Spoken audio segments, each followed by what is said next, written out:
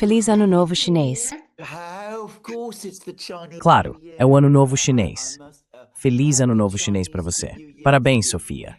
E a propósito, para todos na China, talvez possamos dizer isso no início do programa. Sim, Qual é o animal desta vez? O cavalo. é o cavalo. Sim.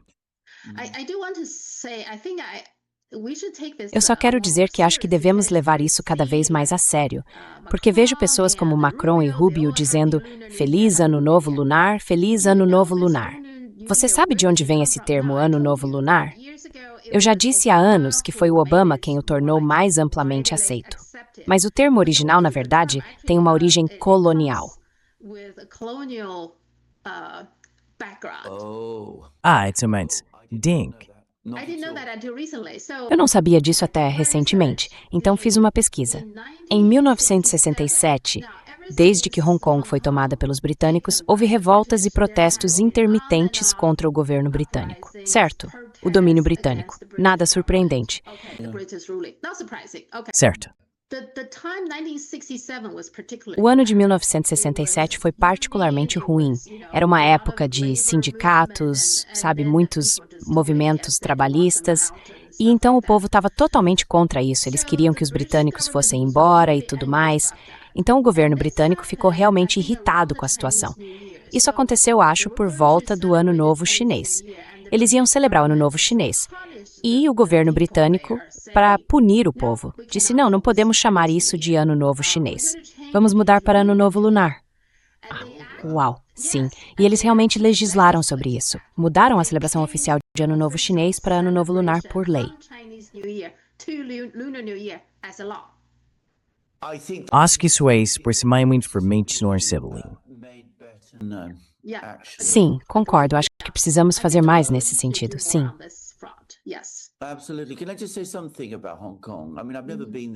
Com certeza. Posso dizer algo sobre Hong Kong? Quero dizer, eu mesmo nunca estive lá. Meu cunhado, na verdade, mora lá no momento. Mas Hong Kong, como uma suposta história de sucesso econômico, basicamente só começou a se consolidar depois daqueles mesmos distúrbios de que você está falando. Quero dizer, era um lugar terrível. E se você assistir a filmes mostrando como Hong Kong era até o final da década de 1960, é absolutamente sombrio. E tenha em mente que estamos falando de longe do período mais longo nas décadas e séculos de domínio britânico. A razão pela qual Hong Kong começou a decolar economicamente nos anos 1970 foi por causa da maior abertura para a China. Sim. E mesmo naquela época, porque a China daquela época não era a China de hoje, ainda assim, quando a China começou a se abrir, isso também impulsionou Hong Kong. Então, esse é um assunto sobre o qual eu realmente sei bastante. Sabe, como eu disse, meu cunhado está lá, mas também porque a história do imperialismo britânico sempre me interessou. Mas a mitologia de que os britânicos administraram bem Hong Kong e criaram esse lugar enorme, rico e próspero, que tudo foi obra de um determinado funcionário público britânico, que chegou lá com todo tipo de ideias visionárias sobre laissez-faire e livre mercado e tudo mais, o que, aliás, é uma alegação amplamente promovida em Londres. Eu nem consigo lembrar o nome dele, mas é um indivíduo específico. É tudo um completo absurdo colonialista, só para deixar claro.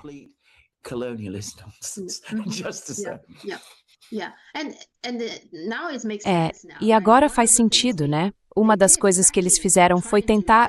o objetivo de mudar de Ano Novo Chinês para Ano Novo Lunar era porque eles não queriam que o povo de Hong Kong se identificasse demais com a China. Essa era toda a ideia, sobre a identidade deles.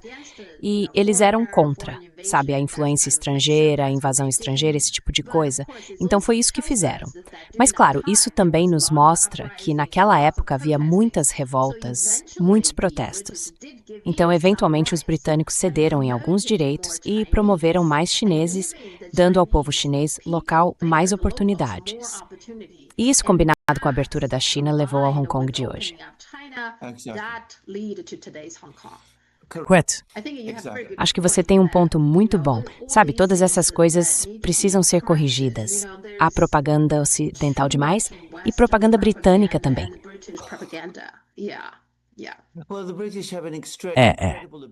Bem, os britânicos têm uma incrível capacidade de esquecer as coisas que fizeram no passado. É realmente impressionante como a memória deles é seletiva. Sim, e quanto mais eu leio sobre isso, mais sei que não se trata apenas uma questão de nome. Precisamos entender que o novo lunar é, na verdade, um produto colorful. Sim, E sem contar que se você segue o calendário lunar, existe um verdadeiro Ano Novo Lunar, que é celebrado por muitos países muçulmanos, especialmente o Irã. E neste ano, o verdadeiro Ano Novo Lunar cai em junho. Então, é desrespeitoso com ambos. Tipo, seja lá o que for, sabe? Eu só posso te dizer isso.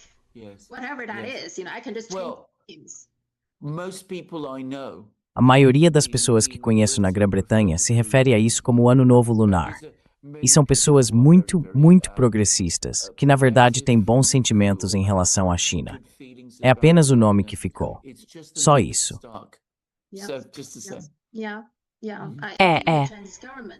Acho que o governo chinês precisa fazer algo a respeito, porque, enfim, quer dizer, eles até aprovaram uma lei para mudar esse nome. Devem ter levado isso muito a sério, não é?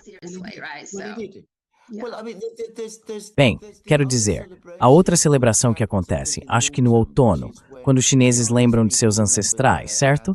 É. E é nessa época que se comem os bolos da lua. Esse é o Festival da Lua. O Festival da Lua.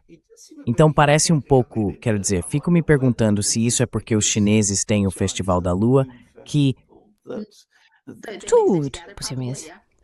Exatamente. E tipo o Koyawar, os funcionários coloniais britânicos devem imaginar. O Festival da Lua é mais como o Dia de Ação de Graças, sabe? A época da colheita para celebrar.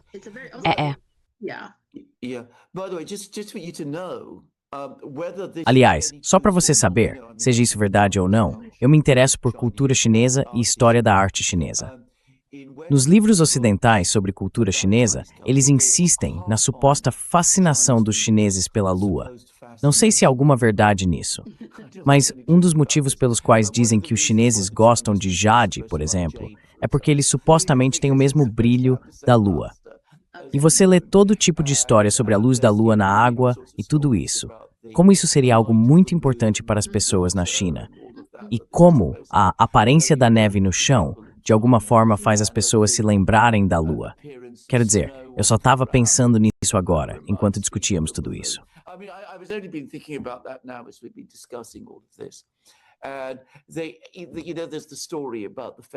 Sabe, existe aquela história sobre o famoso poeta chinês que estava bêbado em um barco e caiu na água e se afogou porque tentava alcançar a lua. Enfim, é uma daquelas histórias que as pessoas repetem o tempo todo. Você a vê em livro após livro e artigo após artigo sobre cultura chinesa e coisas do tipo. Então, quero dizer, fico me perguntando agora se isso não faz parte do orientalismo ocidental novamente. Também tem a ver com essa busca por exotismos em outra civilização. E como você deve saber, no Ocidente, em inglês, traduzimos mal palavras chinesas o tempo todo. Sim, e as fazemos soar muito mais exóticas do que realmente são, como Tiananmen, por exemplo. Sim. O Porto Apau Celestino. Imenso por Wall.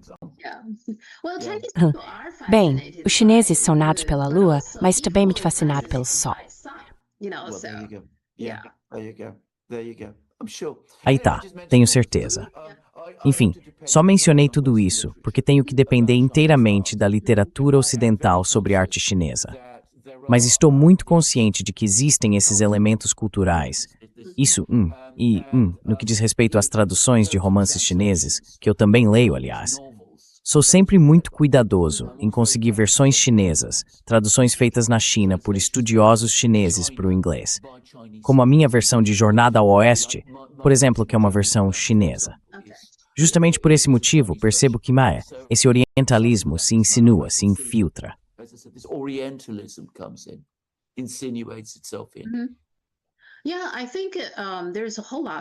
Sim, acho que há muita coisa que precisa ser feita em termos de tradução e comunicação. Sabe, o governo chinês não é muito bom nisso em termos de propaganda.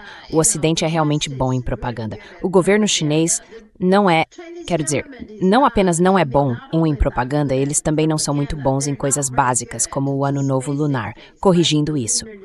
Sabe, se eu fosse o ministro das Relações Exteriores da China, eu enviaria uma carta tanto para o Marco Rubio quanto para o Macron, certo? Apenas para dizer a eles que o Ano Novo Lunar não é o Ano Novo Chinês. Se quiserem dizer, sabe, parabéns ou feliz, seja lá o que for, não é o Ano Novo Chinês. Correto, correto. Os russos, aliás, dizem a mesma coisa sobre o próprio governo deles.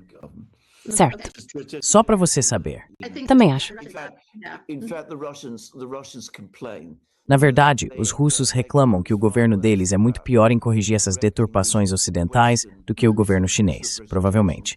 Enfim, só dizendo.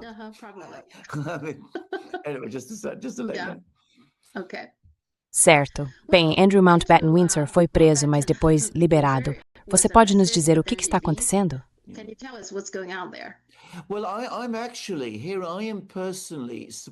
Bem, eu estou realmente aqui. Estou pessoalmente surpreso, um pouco chocado e um pouco confuso sobre o que exatamente está acontecendo. Agora ele está sendo investigado por esse crime de má conduta em cargo público, sobre o qual já falei antes em programas anteriores. É um crime muito, muito difícil de provar, porque os obstáculos para demonstrar culpa são muito altos. E no caso de Andrew, eu diria que é especialmente difícil, porque não tenho certeza se ser membro da família real, um príncipe, faz de alguém por si só um funcionário público. Ele foi um representante comercial britânico, mas esse era um cargo não oficial. Ele nunca foi um membro formal do governo britânico. E ainda assim, sim, o governo britânico pagava suas despesas, mas nunca lhe pagou um salário por isso.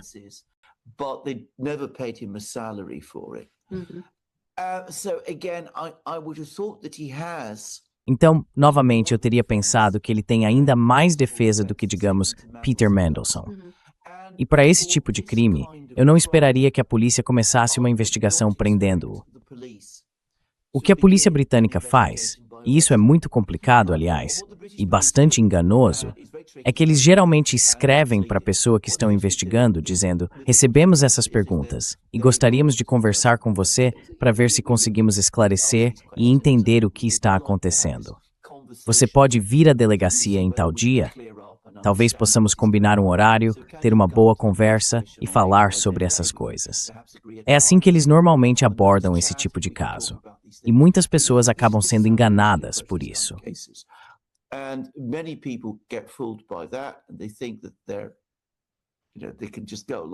Eles acham que podem simplesmente ir lá e resolver tudo, sabe?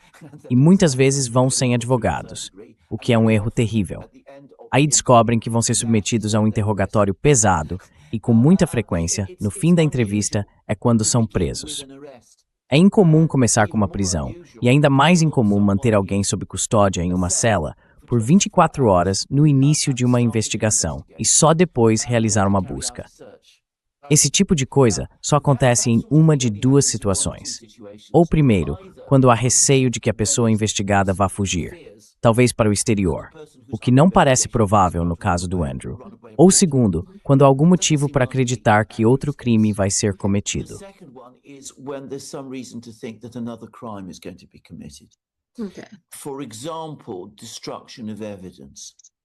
Por exemplo, destruição de provas. E eu me pergunto se o que provocou essa prisão desta vez foi o fato de a polícia britânica ter recebido uma denúncia de que Andrew ainda possui alguns documentos ou e-mails importantes de sua época com Epstein e que ele estava prestes a destruí-los. Porque essa é a única coisa que consigo imaginar que justificaria isso. Há outra teoria, de que tudo isso foi encenado para parecer algo grande e importante, a fim de desviar a atenção de um caso muito mais sério, que é o caso de Peter Mandelson, sobre o qual discutimos há algum tempo. Curiosamente, embora o caso contra ele pareça muito mais sólido, ele não foi preso, não foi interrogado, sua casa não foi revistada e ele não foi mantido sob custódia, nem mesmo por 24 horas.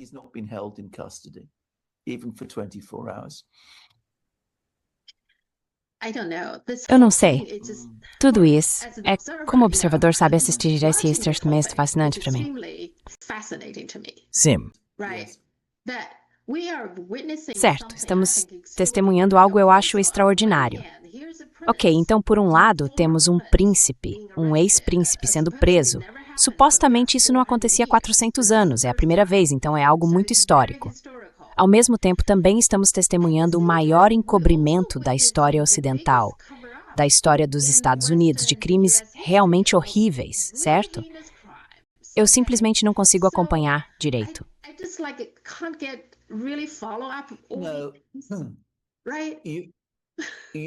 não, né? Você está absolutamente certo. E é isso que me deixa pessoalmente muito desconfiado em relação a isso. Em primeiro lugar, isso nunca aconteceu antes. Nada parecido com isso aconteceu antes. Já houve casos em que príncipes foram presos e até executados em algumas situações, mas sempre por crimes políticos, nunca por esse tipo de coisa. Sim. Então, nunca houve uma situação em que um príncipe ou um ex-príncipe, um membro da família real, tenha sido preso e investigado dessa forma. E posso dizer de imediato que qualquer prisão de um príncipe, um membro da família real, é por definição, na Grã-Bretanha, uma questão política. É inconcebível que o rei não tenha sido consultado com antecedência. O rei e seu irmão claramente o detesta. Mas isso é outra história. E o primeiro-ministro também. Tenho certeza de que Keir Starmer, o primeiro-ministro, foi consultado antes. Pelo menos antes de isso acontecer. Quero dizer, a prisão de um membro da família real na Grã-Bretanha, por definição, é um ato político, mesmo que haja uma investigação criminal legítima em andamento.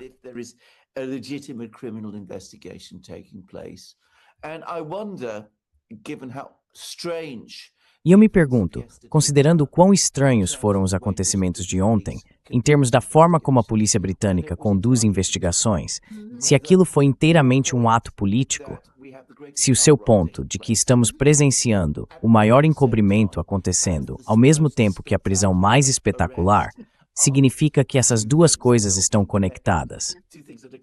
Então, todos estamos falando sobre Andrew, todos estamos especulando sobre o que vai acontecer com ele, se ele vai para a prisão. Vemos todas essas fotos terríveis dele, parecendo completamente destruído e profundamente chocado. Mas não estamos falando sobre todas as outras pessoas nos Estados Unidos que cometeram todo tipo de ato agindo junto com Jeffrey Epstein. Pessoas que, como Pam Bondi deixou absolutamente claro, não serão investigadas nem questionadas de forma alguma.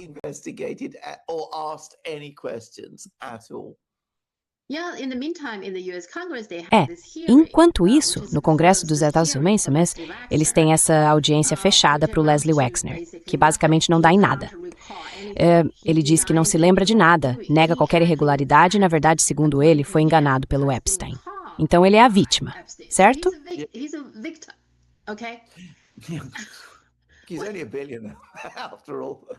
Ele é apenas um bilionário, afinal de contas. Quero dizer, não dá para imaginar ele reagindo. Posso dizer uma coisa? Acho essa história interessante, completamente ridícula. Como já disse em vários programas que fizemos no passado, conheci pessoas muito, muito ricas na minha vida. Talvez não tão ricas quanto o Sr. Baxter, mas pessoas muito, muito ricas. E a única coisa que posso afirmar sem hesitação é que a característica das pessoas ricas, o que mais se destaca nelas, é que elas têm o próprio dinheiro. Eles amam o dinheiro deles, absolutamente. E eles são muito, muito, muito relutantes em se desfazer disso. E são extremamente implacáveis quando alguém tira isso deles. Quero dizer, eu cheguei a dizer, de fato, que não há visão mais impressionante no mundo do que a de um homem rico que foi privado de qualquer parte do seu dinheiro. E isso é absolutamente verdade. Então a ideia de que o Sr. Wexner vai ficar quieto enquanto Epstein rouba dinheiro dele, decide, bem, sabe, não vou mais ter contato com esse homem mau, mas não denuncia a polícia, não entra com uma ação judicial, não faz nenhuma das coisas que pessoas na posição do Sr. Wexner certamente poderiam fazer. Simplesmente não faz sentido. Uhum. Vou dizer logo de cara que acho essa ideia completamente ridícula, absolutamente absurda. Ele estaria agindo de um modo que nenhum homem rico que eu já conheci jamais agiu.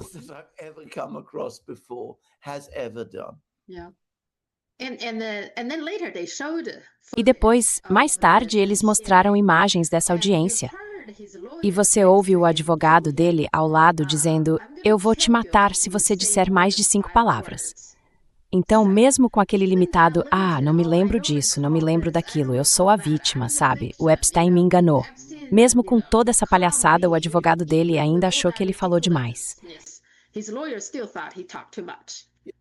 Sim, A questão é a seguinte, mas aqui vai o que eu penso, você não acha? Agora, o depoimento da Pam Bondi ao Congresso não foi um show de palhaços, isso é sério?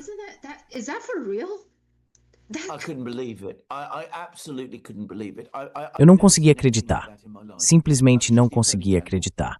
Nunca vi nada parecido em toda a minha vida. Ela é a Procuradora-Geral dos Estados Unidos, a principal autoridade jurídica do país. Ela tem responsabilidade geral sobre o FBI e sobre todo o sistema federal. E se comporta e age daquela maneira, eu simplesmente não conseguia acreditar. Quero dizer, além do fato de que ela se esquivou durante todo o depoimento, a forma como fez isso, as ofensas, as evasivas, os revirar de olhos, o comportamento foi ultrajante.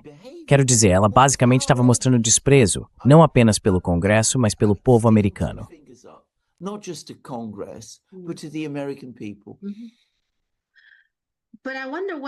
Mas eu me pergunto se tanto ela quanto Kash Patel estão agindo assim porque contam que Trump, antes de deixar o cargo, lhes conceda um perdão vitalício ou algo do tipo, como o que Biden fez.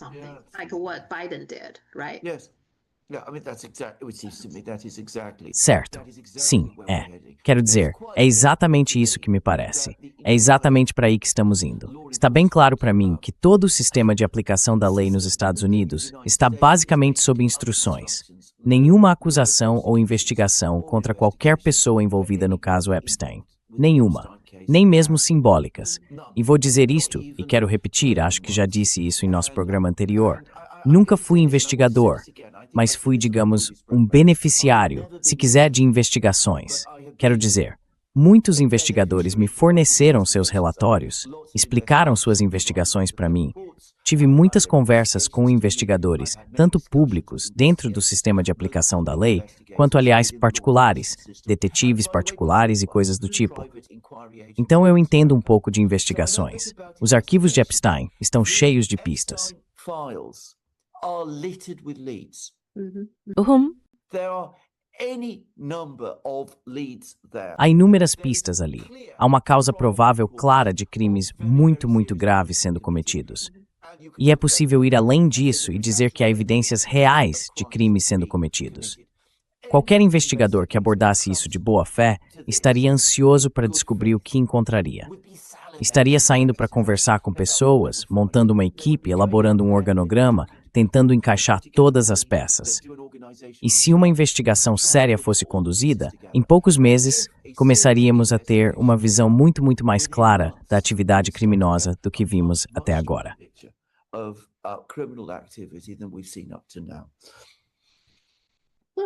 Bem, o nome de Leslie Wexner estava sendo colocado ali pelo próprio FBI como um co-conspirador. Sim. Mas de acordo com o depoimento de ontem à noite, nem do FBI sequer entrou em contato.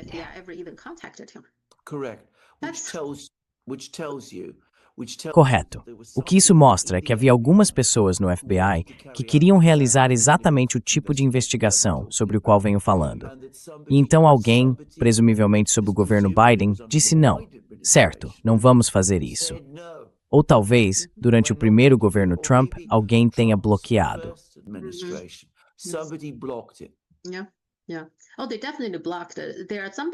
Sim, eles definitivamente bloquearam isso. Há pessoas tanto na Flórida quanto no Novo México, em suas organizações locais de aplicação da lei, quero dizer, eles querem investigar, mas o Departamento de Justiça sempre coloca um freio. Sim, com certeza. A questão toda é que acho que ninguém vai realmente ser punido, incluindo Andrew Mendelson. não acho que ninguém vai ser punido. Eles só vão encenar algo até que a gente meio que esqueça ou pare de se importar, e então todo mundo fica livre e é perdoado ou algo assim, sabe? Então, sim. É isso que vai acontecer. Certo. Bill Gates visitou recentemente a China, o que é interessante. Minha interpretação é que ele foi oficialmente porque sua fundação tem alguns projetos na China, mas acho que ele também queria se afastar dos Estados Unidos por um tempo. Provavelmente acreditava que na China as pessoas seriam simpáticas com ele, e foram mesmo. Mas ainda assim, quando o entrevistaram, algumas pessoas perguntaram sobre o Epstein. Foi uma pergunta bem leve, só uma menção, tipo, o que você diz sobre essa ligação? E a resposta dele foi basicamente, ele me disse que poderia conseguir pessoas para doar para minha fundação.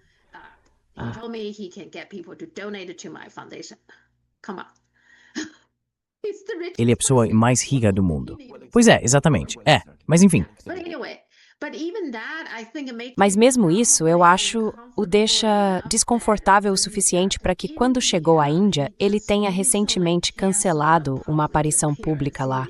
Então, imagino que alguém provavelmente tenha dito a ele que os repórteres indianos também perguntariam sobre isso. Ele simplesmente não consegue escapar disso.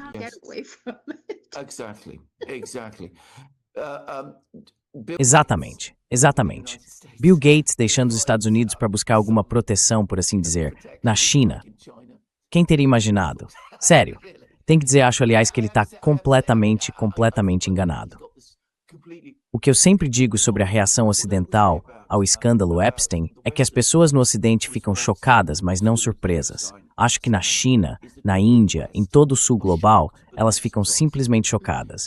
Acho que, se surgirem novas revelações, alguém como Bill Gates vai passar por um momento ainda mais desconfortável em um lugar como a China, e aliás, a Índia, do que passaria nos próprios Estados Unidos. Só dizendo.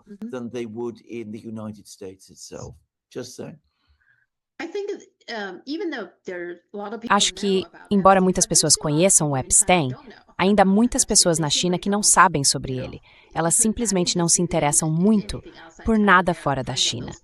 Há muitas pessoas assim. Além disso, mesmo aquelas que sabem, acho que ainda o tratariam com orgulho, com educação, com muito respeito, eu diria. Então, também acho que ele gostava dessa sensação de ser o centro das atenções. Acho que agora ele provavelmente não tem isso nos Estados Unidos. Então, provavelmente é parte do motivo. E isso me faz pensar se mais pessoas ligadas ao Epstein vão visitar a China. Vamos ver. De fato, muito interessante. Certo. Bem, para captar o sentimento deles, sabe, eles gostam de ter aquela sensação de sou o senador, uma figura reverenciada, esse tipo de coisa. Sim. Certo. Então Trump falou sobre o Irã. Ele disse que em 10 dias vai tomar uma decisão sobre o Irã. Por que demora tanto? E ele quis dizer exatamente 10 dias, quer dizer, como é possível tomar uma decisão dessas?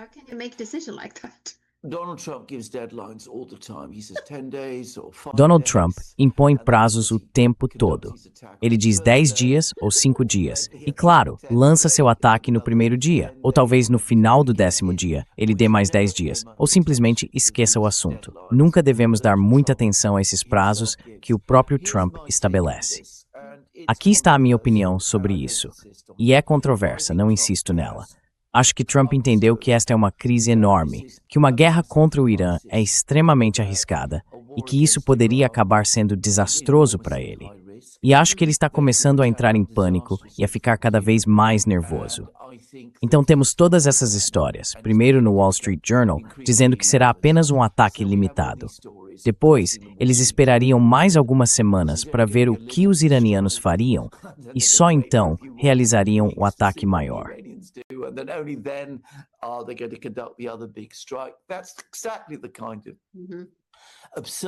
Esse é exatamente o tipo de ideia absurda que pessoas nervosas e assustadas com o que se meteram acabam tendo. E aí tem essa história dos 10 dias. que é só mais uma forma de adiar a decisão o máximo possível. E depois vem essa parte totalmente bizarra sobre alienígenas que surgiu do nada, divulgar todas as informações sobre alienígenas, o que é estranho até mesmo para o Trump. De novo, é o tipo de coisa que pessoas sob grande pressão fazem. Não espero que os iranianos recuem em 10 dias. Acho que eles entendem que, se o fizessem, apenas se enfraqueceriam antes do próximo grande ataque. Então acredito que estão se preparando para resistir, e é nisso que estão focados agora. Portanto, em 10 dias, Trump, se mantiver esse prazo, terá que tomar uma decisão.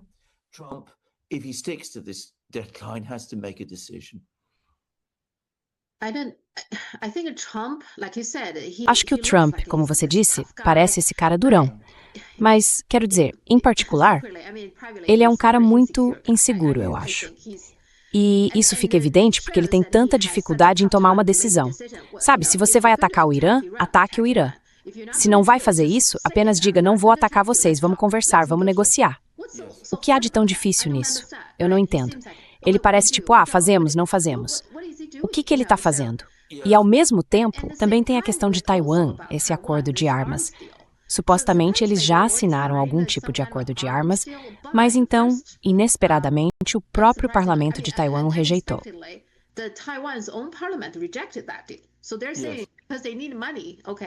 Então, eles estão dizendo que é porque precisam de dinheiro.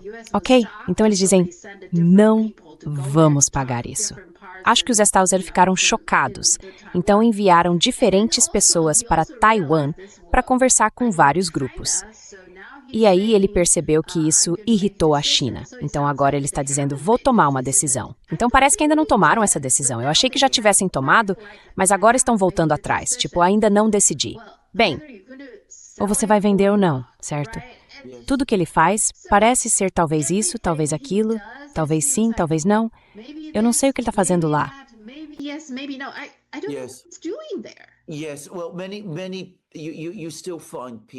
Sim, bem, ainda há pessoas que insistem que tudo isso faz parte de uma grande estratégia para deixar o outro lado desequilibrado. Eu, na verdade, não acredito nisso. Acho que, como você bem disse, trata-se de um homem inseguro, muito nervoso, com muito medo de que as coisas deem terrivelmente errado. Ele se convenceu a tomar essas medidas muito agressivas, mas também está muito assustado com as consequências. Então ele fala sobre atacar o Irã, mas pensa o tempo todo, e se tudo der errado? E se tudo explodir na minha cara? O que acontece comigo como presidente nesse caso? O mesmo com Taiwan. Vou armar Taiwan ou não? E se os chineses reagirem mal? Taiwan, what if the Chinese react badly? What if they cut off rare earths again? What if they E se eles cortarem o fornecimento de terras raras de novo? E se eles começarem a pensar em tomar uma ação militar? O que eu faço? O que eu vou fazer? Então você fica nesse vai e vem constante. Toma uma decisão num dia, reverte no outro, finge que não tomou a primeira decisão.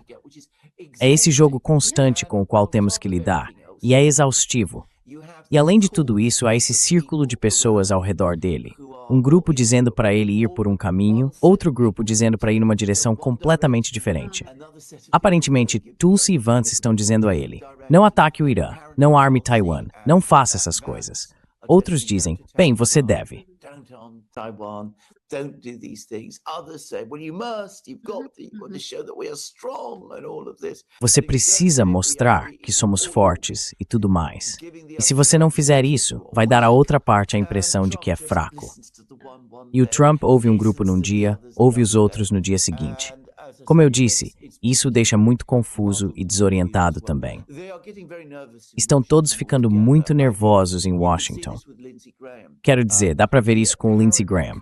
Aparentemente, ele perdeu completamente a calma numa reunião com a primeira-ministra dinamarquesa, Mette Frederiksen, presumivelmente para discutir a Groenlândia. E quero dizer, sabe, todos estão ficando nervosos, assustados e irritados. E quando penso assim, quase sempre é sinal estão com medo.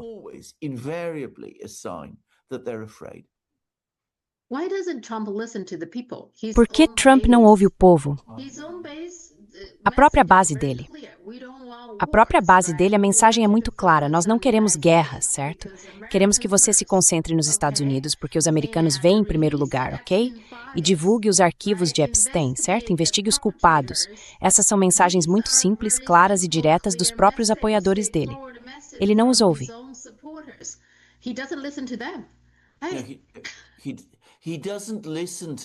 Ele não os ouve e não sai mais para encontrá-los. Quer dizer, você se lembra de como ele costumava ir para a estrada de campanha? Ele fazia isso até durante o primeiro mandato. Costumava ir a todos esses lugares e... Então agora ele está cada vez mais isolado deles. Acho que, em parte, a equipe dele está impedindo que ele faça isso. Eles dizem a ele, sabe, quase te mataram antes. Se você sair de novo, pode enfrentar todos esses riscos. E acho que outra coisa que ele ouve é paciente, mas é um exemplo extremo de alguém que segue a última pessoa com quem conversou. E acho que é exatamente isso que o Trump faz. Ele não quer perder a compostura diante de pessoas como o Graham.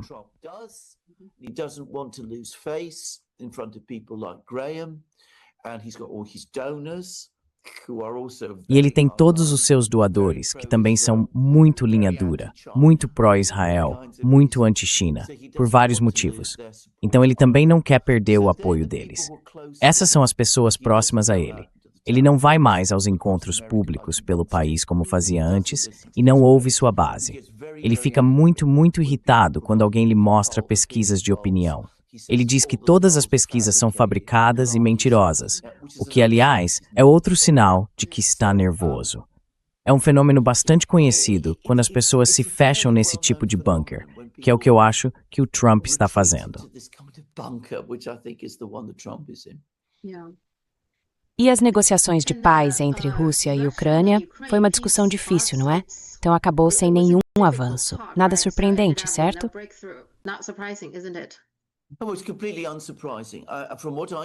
Foi completamente previsível. Pelo que posso perceber, foi um completo fiasco.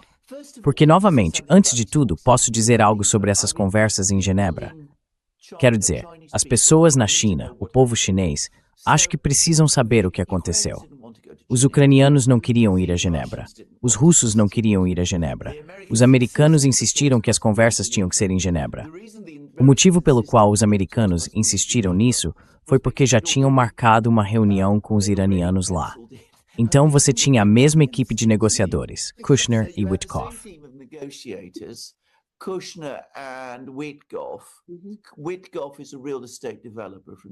Witkoff é um incorporador imobiliário de Nova York. Ele tem algum cargo oficial no governo dos Azores que ninguém consegue entender direito o que é. Mas ele não tem uma equipe por trás, não é um diplomata treinado e não tem experiência em conduzir política externa nesse nível. Kushner não tem cargo no governo dos Estados Unidos. Ele é apenas o genro de Trump.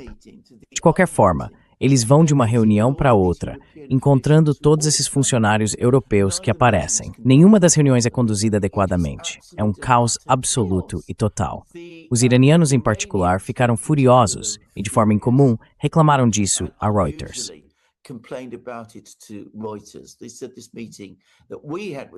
Eles disseram que essa reunião que tivemos com os americanos em Genebra, que achávamos que seria algo sério, acabou não sendo nada disso. E como poderia ser? Quanto aos russos, bem, o problema aqui é ainda maior, porque os russos acharam que tinham chegado a algum entendimento com os americanos em Anchorage, segundo o qual os americanos diriam aos ucranianos: olhem, vocês precisam se retirar desta parte do território, porque os russos insistem nisso, e essa é a condição que eles impõem para iniciar negociações sérias. E os americanos disseram aos russos em Anchorage: faremos com que os ucranianos façam isso. Mas os americanos não fizeram nada disso.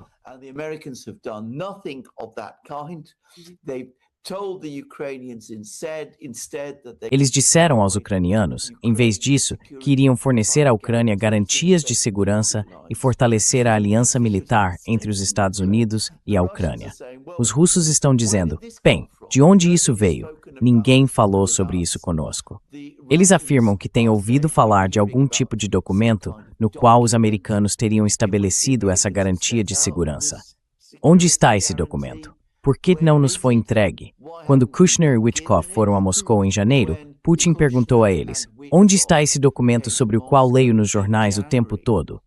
Por que vocês não o trouxeram com vocês? Não sabemos o que Witkoff e Kushner responderam.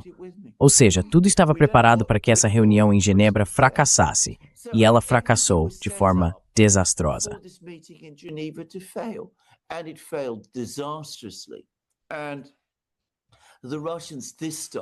Desta vez, os russos, provavelmente porque estavam preocupados que a mensagem não estivesse sendo compreendida, trouxeram seu negociador mais experiente, um homem chamado Medinsky. Aparentemente, ele disse de forma muito clara, tanto aos americanos quanto aos ucranianos: olhem, isso não está indo a lugar nenhum, não estamos progredindo. O que está acontecendo? Segundo todos os relatos, foi uma reunião muito difícil. Depois que as reuniões oficiais terminaram, os ucranianos o chamaram de volta e aparentemente tentaram reparar o estrago, mas não funcionou muito bem. Os russos voltaram a Moscou dizendo que havia sido uma reunião difícil e tensa, e obviamente não houve nenhum avanço. Na verdade, nada foi acordado.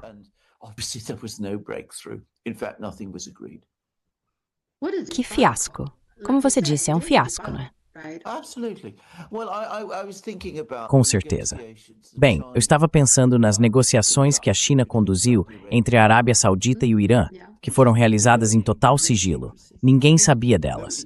Tudo foi organizado discretamente. Os funcionários chineses que conversaram com cada lado fizeram isso de forma excelente. Enquanto isso, nós tínhamos esse circo em Genebra.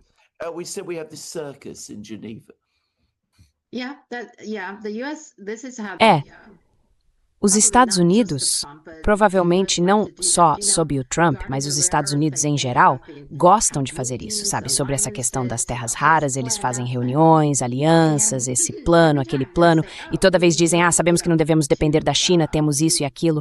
Ainda não vi nada acontecer.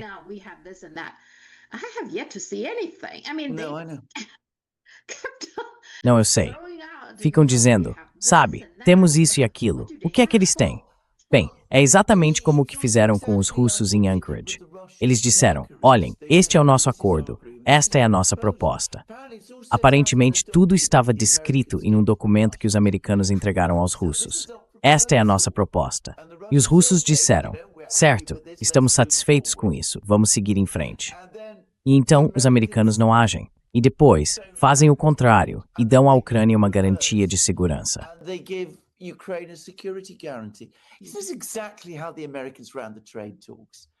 É exatamente assim que os americanos conduziram as negociações comerciais sobre as quais estávamos falando no ano passado. Quer dizer, eles impuseram as tarifas na primavera, depois as reduziram novamente. Em seguida, há outra reunião em Madrid e depois disso, eles voltam e ampliam massivamente o número de empresas sancionadas, completamente contra o espírito de tudo o que foi acordado em Madrid. Quero dizer, simplesmente não dá para negociar com um país que se comporta assim, que diz uma coisa no momento e depois faz exatamente o oposto.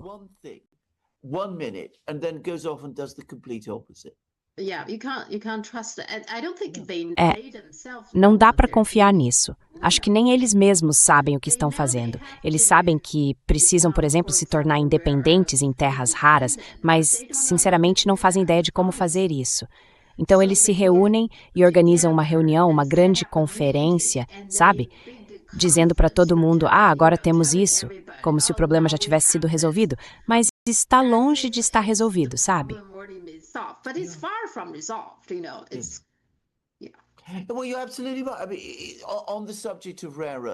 Bem, você está absolutamente certo. Sobre o assunto das terras raras, o que eles deveriam fazer é encomendar um estudo científico adequado. Esse estudo traria a recomendação, que é claro eles não querem ouvir, de que se trata de um projeto de 20 anos. Eles deveriam então adaptar sua política externa à luz disso.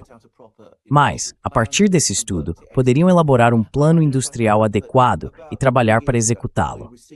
Não sei se já te contei, mas há cerca de 2 anos recebi um relatório da Rússia. Após o início da guerra na Ucrânia e as sanções americanas, os russos decidiram que precisavam resolver sua própria indústria de microeletrônica e de chips, que havia ficado muito atrasada, e que precisavam desenvolver um plano para se tornarem não totalmente independentes em chips, mas pelo menos em grande parte. E o resultado foi um plano de 10 anos muito bem pensado, estruturado e realista. Which is for 10 years. It's a 10-year plan on how to get. É um plano de 10 anos para chegar ao ponto de produzir chips, não os chips de altíssimo desempenho, porque eles sabem que mesmo em 10 anos, isso ainda estará fora do alcance deles. Quero dizer, parte do plano é, importar esses chips da China, porque sim, talvez consigamos desenvolver máquinas de litografia que possam ajudar nisso, mas construir fábricas inteiras vai nos custar de 15 a 20 bilhões de dólares por fábrica, que é o que os chineses estão gastando. E no momento, ainda não estamos prontos para isso. É algo em que talvez possamos começar a pensar em fazer daqui a 10 anos. Isso é planejamento industrial. Esse é o tipo de planejamento industrial que a China faz.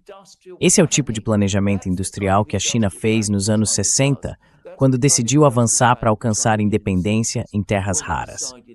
Os americanos nunca fazem isso. Eles costumavam saber como fazer. Eles não sabem mais.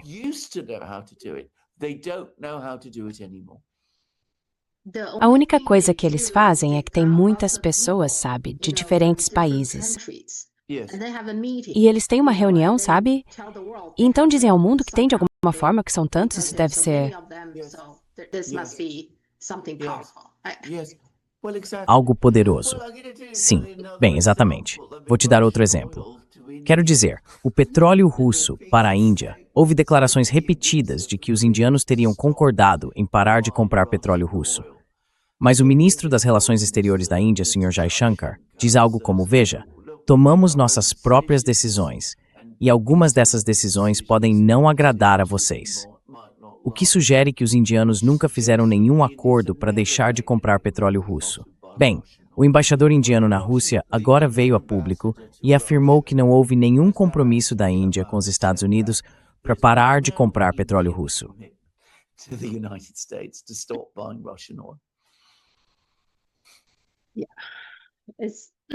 Não sei, parece que tudo está em caos agora. Sim.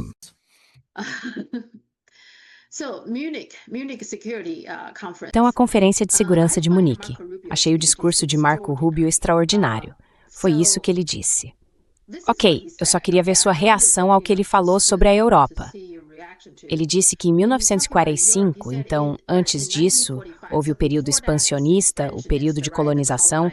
Ele acha isso ótimo. Mas em 1945, ele disse que os grandes impérios ocidentais haviam entrado em declínio terminal, acelerado por revoluções comunistas, sem Deus, e por levantes anticoloniais que transformariam o mundo e cobririam uma vasta faixa do mapa com o martelo e a foice vermelhos nos anos seguintes. Em outras palavras, ele acha que os levantes anticoloniais são algo ruim.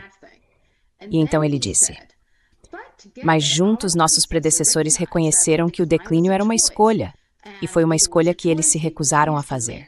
Isso é o que fizemos juntos uma vez, e é o que o presidente Trump e os Estados Unidos querem fazer novamente agora, junto com vocês. Então, ele está realmente pedindo um retorno à era colonial?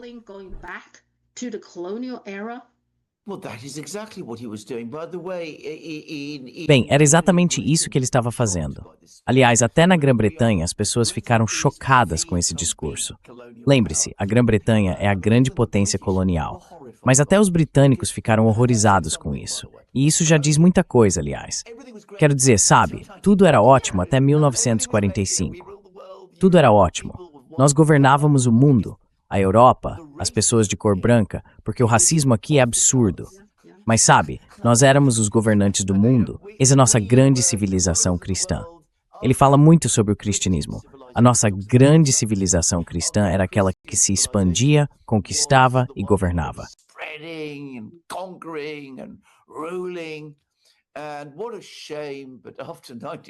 Que vergonha. Mas depois de 1945, entramos em declínio. E agora precisamos voltar, precisamos reagir. E de alguma forma devemos nos unir nesse grande empreendimento para retomar o controle do mundo novamente. Eu não sei o que dizer sobre isso. Ou melhor, isso é certamente uma das coisas mais perversas que ouvi de alguém recentemente.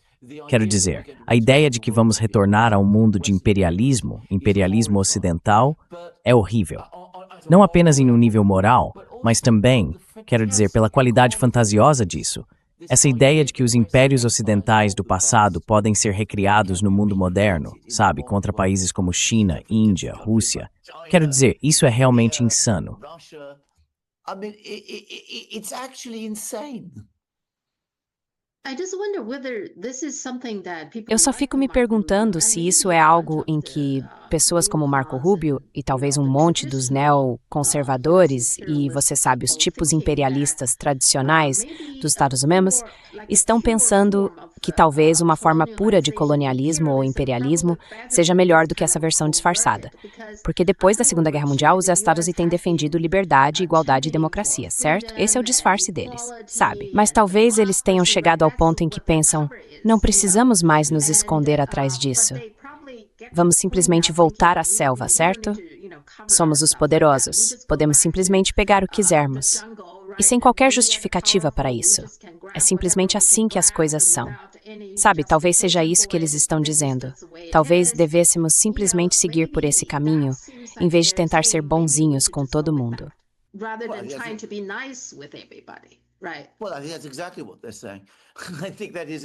Certo. Bem, acho que é exatamente isso que eles estão dizendo. Acho que é exatamente isso que eles estão dizendo.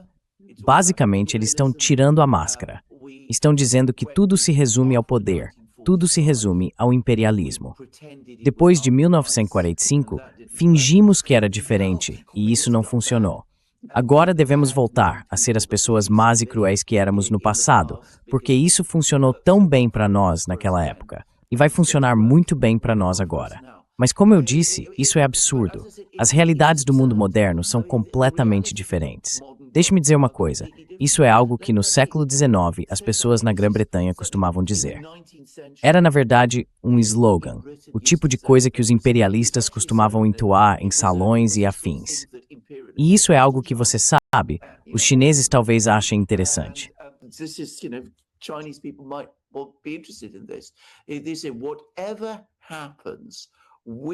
Eles diziam, aconteça o que acontecer, nós temos a metralhadora Maxim, você sabe, a metralhadora, e eles não têm.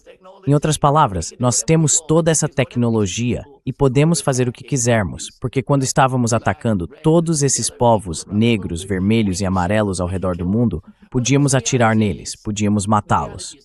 Pois bem, é claro que a realidade agora é que todos têm tudo isso. A China de hoje é mais avançada em todos os tipos de áreas tecnológicas do que o Ocidente. Então, como o Ocidente vai impor isso, fazer tudo de novo? Quando esse refrão foi entoado na Inglaterra do final do século XIX e início do século XX, o equilíbrio de poder econômico, tecnológico, científico e militar era totalmente diferente do de hoje.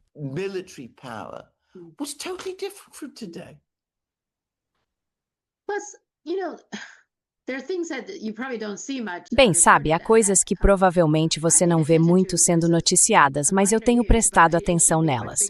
É uma notícia pequena, mas deveria ser muito maior. Tipo em Washington, sabe, a água lá está contaminada. O nível de E. coli na água potável no rio Potomac disparou porque um cano de esgoto desabou. Na verdade, vários canos desabaram e todo o esgoto foi parar no rio Potomac, que é a fonte de água potável de Washington, D.C. E isso já está acontecendo há um mês. Eles ainda não conseguiram controlar a situação. Não pararam o esgoto de entrar, muito menos consertaram o problema. Ninguém está prestando atenção nisso. Então, o Marco Rubio está falando sobre voltar ao período colonial para colonizar mais lugares, enquanto em casa, estamos falando de Washington, D.C., eles nem conseguem resolver a questão da água.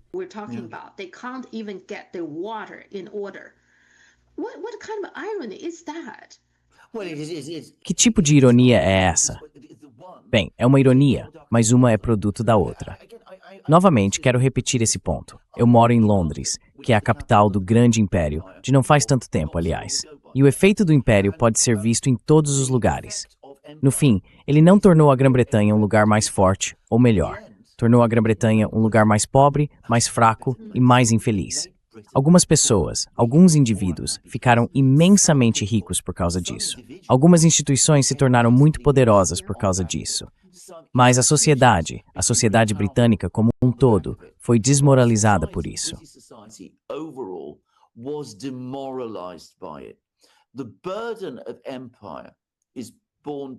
O fardo do império é carregado por muitos, os benefícios vão para poucos. E é exatamente isso que vemos nos Estados Unidos. Para pessoas como o novo vice-rei da Venezuela, Marco Rubio, sem dúvida, é maravilhoso ter um império. Você pode brincar com a política de Caracas. E claro, o dinheiro das vendas de petróleo na Venezuela vai para essa misteriosa conta bancária em Dubai, onde tudo está em posse de Donald Trump. Mas o povo americano, além de não ganhar nada com isso, perde com isso.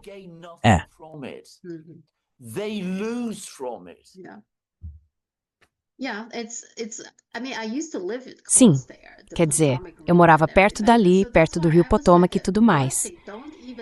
Então foi por isso que eu fiquei tipo, o quê? Eles nem têm controle. Isso começou há um mês. Esses canos desabaram por algum motivo. Quer dizer, eles devem não estar fazendo a manutenção direito para ter esse problema logo de cara. E agora tem uma crise. Você pensaria que eles iriam, no mínimo, parar imediatamente todo o esgoto indo para o Rio Potomac. Um mês depois ainda não parou. Acho isso fascinante. Quer dizer, hoje de manhã eu conferi e fiquei tipo, eles ainda não conseguiram controlar isso? Não acredito que ainda não conseguiram parar. Pois é.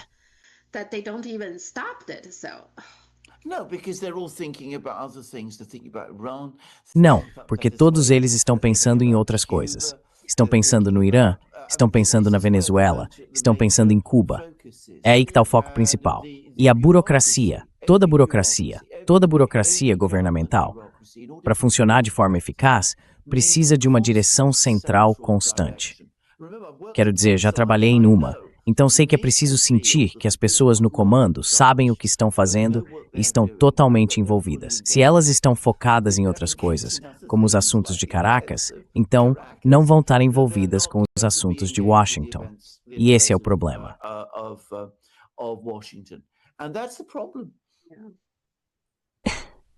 Sim, houve vários democratas que foram até lá. Acho isso um pouco incomum. Eles já estão mirando em 2028? É isso que estão fazendo? Sim, é exatamente isso que eles estão fazendo. Mas eu acho que sim. Como a AOC, por exemplo, é muito claro que ela foi lá para mostrar que tem algum conhecimento em política externa. Eles acham que os eleitores são tão estúpidos assim.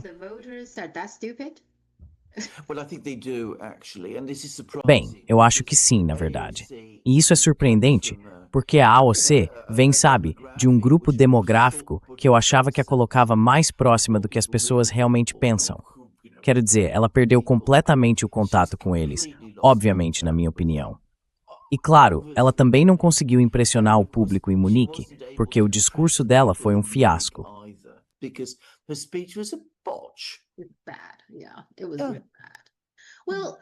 Foi ruim, sim, foi realmente ruim. Bem, a AOC me fascina. Sabe, como é que ela conseguiu vencer, sabe, entrar no Congresso, derrotando o candidato do establishment do Partido Democrata? Certo? O cara estava lá há muito tempo e as pessoas se cansaram dele. E então aparece a AOC, com essa ideia nova de ser anti-establishment, anti-guerra e tudo mais. Foi assim que ela ficou tão popular e entrou no Congresso. Mas assim que chegou lá, parece que esqueceu tudo isso. Porque ela não continuou com a estratégia que estava funcionando para ela, em vez de seguir o caminho tradicional.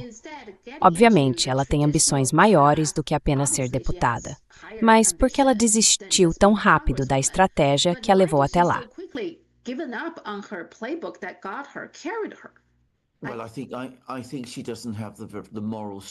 Bem, acho que ela não tem a força moral para resistir às tentações que alguém na posição da AOC enfrenta. E muito poucas pessoas têm, receio eu. Quero dizer, essa é a grande tragédia do nosso tempo. Antigamente surgia alguém como Abraham Lincoln. Ele veio de circunstâncias muito, muito difíceis, lutou para chegar onde chegou e nunca perdeu de vista de onde vinha ou quem era. E ele foi, bem, talvez a pessoa mais transformadora da história americana. A AOC não é assim. É preciso ser uma pessoa muito incomum para conseguir resistir às pressões e tentações que a AOC enfrenta. E essa é a tragédia do sistema político americano, porque ele foi concebido para estar próximo do povo. Mas é claro, não está.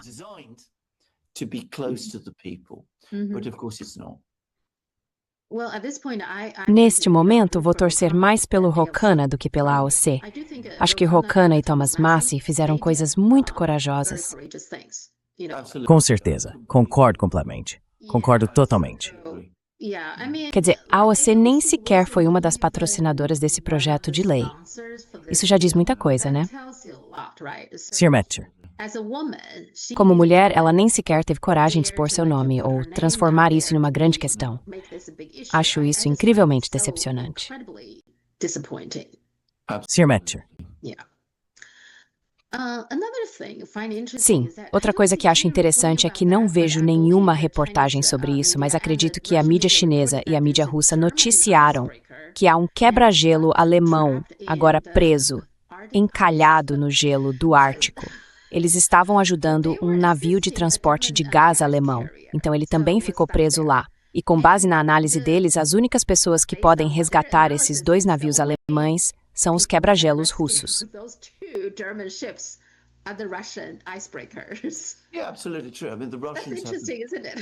sim, absolutamente verdade. Isso é interessante, não é? Os russos têm a frota mais poderosa. Quer dizer, quando digo que os russos têm a frota mais poderosa, isso é até um eufemismo. A frota russa de quebra-gelos nucleares não tem equivalente em nenhum lugar do Ocidente. A China, aliás, está construindo seu primeiro quebra-gelo nuclear, só para constar. Mas, no momento, apenas os russos têm experiência real em operações contínuas de quebra-gelos no Ártico. Sem dúvida, são apenas os russos que podem ajudar. Se os alemães vão pedir ajuda a eles, e o que acontece se não pedirem, é outra história. É interessante, olha, ninguém fala sobre isso. Percebo que no novo veículo de notícias menciona o assunto.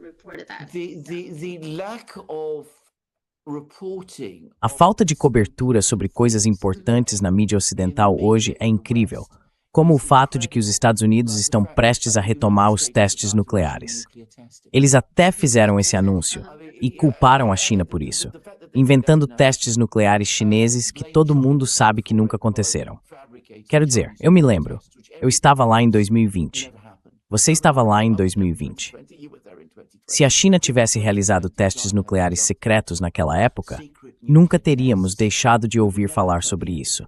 Quero dizer, estaria em toda a mídia. Trump, que era o presidente na época, estaria falando sobre isso. Todo tipo de gente estaria falando sobre isso. Isso nunca aconteceu. E agora os excelentes vão começar a fazer testes nucleares, e eu não vi um único artigo ou reportagem sobre isso na mídia ocidental. Um quebra-gelo alemão está preso no gelo. Alguém fala sobre isso? Alguém quer mencionar que terão de ser os russos a fazer o resgate? Claro que não.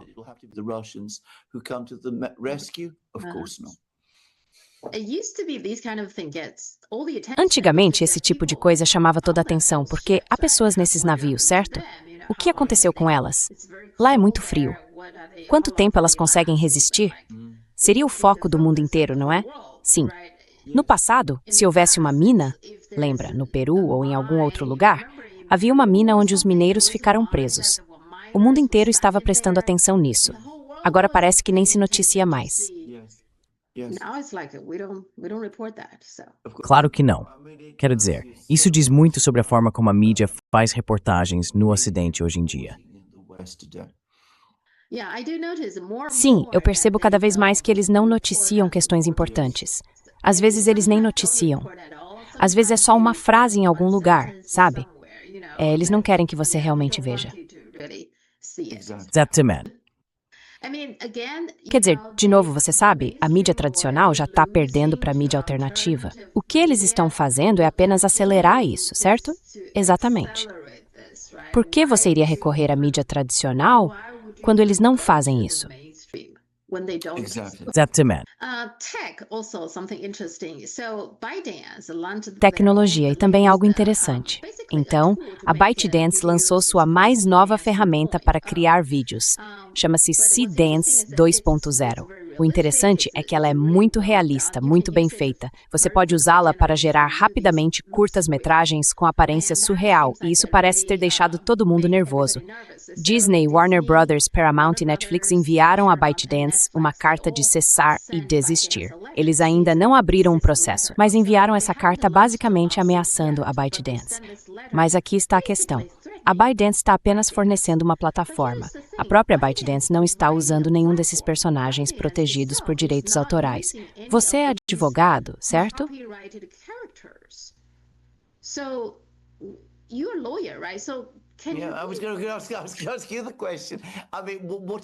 Eu ia te fazer essa pergunta. Quero dizer, ao certo, ao que eles estão se opondo? Concorrência? A concorrência não deveria ser algo bom? Quero dizer o quê? Uma carta de cessar e desistir para parar de fazer exatamente o quê? Oferecer um serviço que as pessoas possam querer, desenvolver uma tecnologia que as pessoas possam achar interessante. Qual é exatamente o erro legal aqui? Porque, sinceramente, isso é totalmente desconcertante.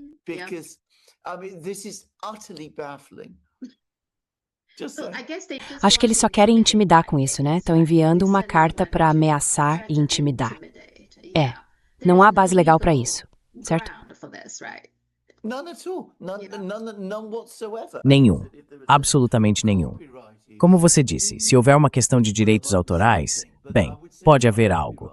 Mas eu diria que com questões de direitos autorais, elas nunca chegam a esse ponto. Não nesse nível. Porque, digamos que a ByteDance estivesse tentando usar algum direito autoral que pertencesse a uma dessas empresas de tecnologia, haveria discussões, haveria algum tipo de acordo. É assim que normalmente funciona. É isso aí.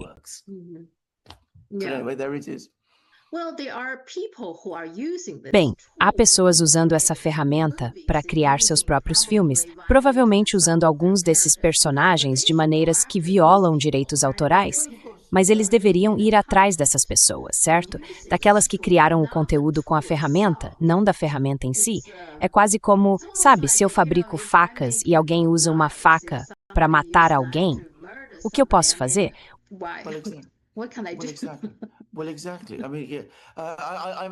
Exatamente.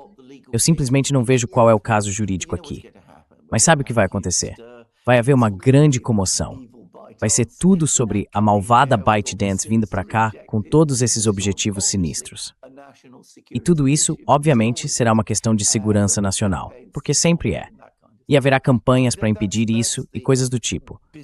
Quero dizer, esse é o mundo bizarro em que vivemos, onde o protecionismo, bem, não apenas o protecionismo, mas a diferentes steps monopolistas, e infelizmente elevado ao mais alto nível da polícia.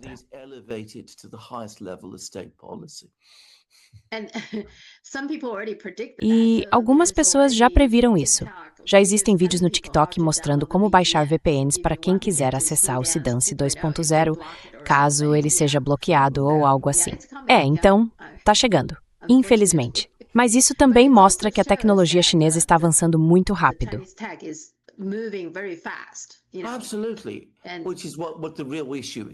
Com certeza. E é exatamente aí que está o verdadeiro problema. O fato é que eles não querem que as pessoas usem tecnologia chinesa, querem limitá-la o máximo possível. Porque uma das coisas mais perigosas sobre a tecnologia chinesa é justamente o fato de ela ser avançada. E o fato de ser avançada enfraquece a narrativa de que a tecnologia americana é muito mais avançada do que a de todos os outros. Então há também esse fator psicológico. E é avançado. Além disso, muitas vezes está amplamente disponível. É barato. Correto. Então não é exclusivo de certas empresas. Sim. É por isso que eles odeiam a China. As Olimpíadas, não sei o quanto você presta atenção, mas eu acho que as Olimpíadas estão muito políticas agora. Eles não permitem a equipe russa, mas permitem a equipe israelense. Fiquei bem desanimado por causa disso. Mas ainda assim não falta drama. É claro. Então, curling. Eu pensava que de todos os esportes, o curling era o mais amigável, mais tranquilo e relaxado. Mas agora, há uma equipe sueca acusando a equipe canadense de trapacear porque eles tocaram na pedra de curling 2 vezes. Não se deve fazer isso. Claro, os canadenses disseram, nós não fizemos isso. E então a equipe sueca tinha vídeos para mostrar e tudo mais.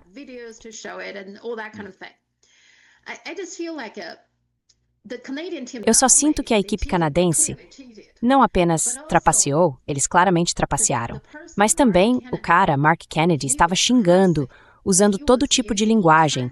Ele teve um ataque de raiva, digamos assim, porque foi pego. certo? Mas o Comitê Olímpico disse que aquele não era um vídeo oficial ou algo do tipo, então eles não quiseram realmente puni-lo. Então, quando isso ficou claro, ele começou a ter ataques de raiva de novo. Eu pensaria, ok, uma vez que está claro que fiz algo errado, eu ficaria na minha. Mas não. Depois disso, ele teve outro ataque de raiva. Eu só sinto que agora estamos vivendo em um mundo bem perigoso, onde as pessoas não se importam mais com fé.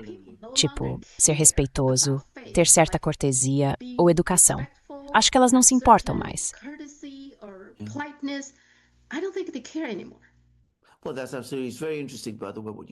Bem, isso é realmente muito interessante. Aliás, o que você acabou de dizer, porque o Canadá, para sua informação, foi o país mais agressivo ao exigir que a Rússia fosse banida do movimento olímpico. E o motivo foi, novamente, que os russos supostamente estavam trapaceando. Então, quando são pegos trapaceando, claro, deve-se adotar uma abordagem completamente diferente ou algo assim. Mas não, eu concordo totalmente. Agora, eu nunca fui muito interessado nas Olimpíadas.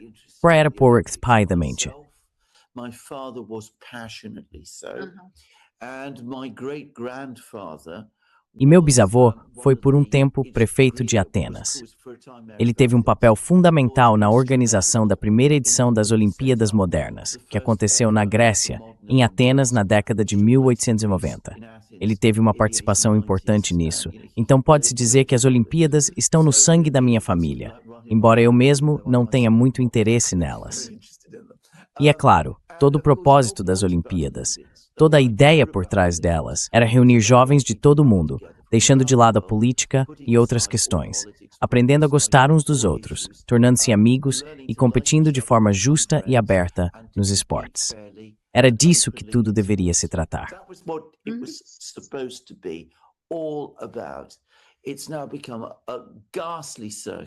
Agora, isso se tornou um circo horrendo de dinheiro, corrupção, jogos de poder e todas essas coisas. Está tão distante do espírito olímpico original que eu simplesmente não entendo porque ainda continua assim para eles. Eu acho, e posso dizer isso, que a China e talvez a Rússia e alguns outros países deveriam criar suas próprias competições esportivas. Sabe, talvez eu não esteja dizendo que eles não devam competir nas Olimpíadas, mas que deveriam reduzir seu envolvimento e focar mais nessas outras competições, em vez de desperdiçar tanto tempo com as Olimpíadas como vemos hoje. E outra coisa, os americanos são, na prática, os donos das Olimpíadas.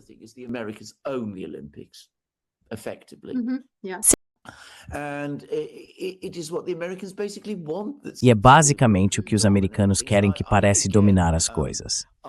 Mais uma vez, ouve-se todas essas histórias de que nos Jogos Olímpicos os eventos são realmente programados para acontecer no horário nobre dos Estados Unidos.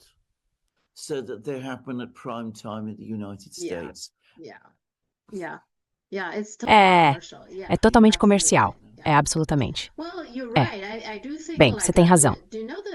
Eu acho que você conhece o Comitê Olímpico Internacional. Eles estão tentando convencer a China a sediar 2036. E a China, não há sinal de que a China esteja interessada. Isso só mostra que o interesse nas Olimpíadas em geral diminuiu bastante, né? Sim. Então eles realmente querem que a China cedie o evento, porque a China tem as melhores instalações e todo mundo se divertiu muito. Sabe, dá para contar com essas coisas. Mas neste momento, não há nenhuma cidade na China interessada. Eles querem até lugares como Hangzhou ou Sichuan, Chengdu, querem esse tipo de lugar. Mas Hangzhou e Chengdu disseram não estamos interessados. Isso é tão interessante. Quero dizer, quando você pensa nas Olimpíadas de 2008, que evento extraordinário foi aquele e quanto interesse a China demonstrou nelas. Bem, isso já diz muita coisa. Sim, e quero dizer, as pessoas ainda celebram, sabe, os atletas olímpicos. Ainda são grandes conquistas, esse tipo de coisa. Mas eu acho que o interesse por eles diminuiu bastante. É porque as Olimpíadas se tornaram, como você disse, muito voltadas para o dinheiro. E eu acho tudo isso muito político, extremamente político. Sabe? É uma grande hipocrisia tratar os russos de um jeito e não fazer o mesmo com Israel. Acho isso totalmente inaceitável. Well, absolutely. It's the same, by the way, in the West. I mean, the Olympics are nowhere Bem, near absolutamente. as they were. É a mesma coisa, aliás, no Ocidente. Quero dizer, as Olimpíadas não são nem de longe tão importantes quanto costumavam ser. Lembro-me de quando cheguei a Londres pela primeira vez. Não foi em 1968, foi em 1972. Essas foram as primeiras Olimpíadas de que me lembro quando era criança em Londres. E foram as Olimpíadas de Munique, naquele ano. Lembro-me de passar por lojas que vendiam televisores e ver as Olimpíadas nas vitrines, com multidões de pessoas do lado de fora, apenas assistindo às telas, acompanhando o que estava acontecendo. Era de longe o assunto mais comentado, o que estava acontecendo nas Olimpíadas. Hoje em dia, não se vê mais esse entusiasmo ou interesse. You don't get any of that enthusiasm or any of that interest anymore. Bem, para concluir hoje, eu me pergunto se você concorda que parece que as pessoas simplesmente não se importam mais. Veja, o Departamento de Justiça, eles não parecem se importar que todo mundo pode ver que estão encobrindo esse grande escândalo, o escândalo Epstein-Skalenik. Eu acho que o pessoal de Palm Valley nem se importa com a forma como o público vê isso, certo? E aí você tem as Olimpíadas, tem aquele cara, o Mark Kennedy. Ele não parece se importar quando tá xingando. Ele trapaceou e depois ficou xingando como não tivesse feito nada de errado, como se todo o resto fosse o problema.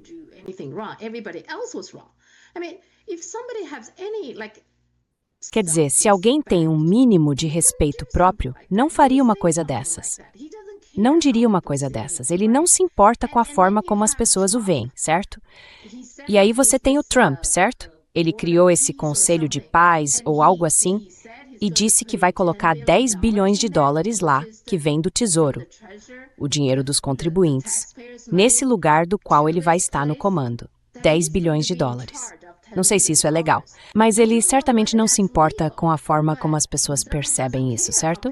É como se as pessoas simplesmente não se importassem mais. Exatamente.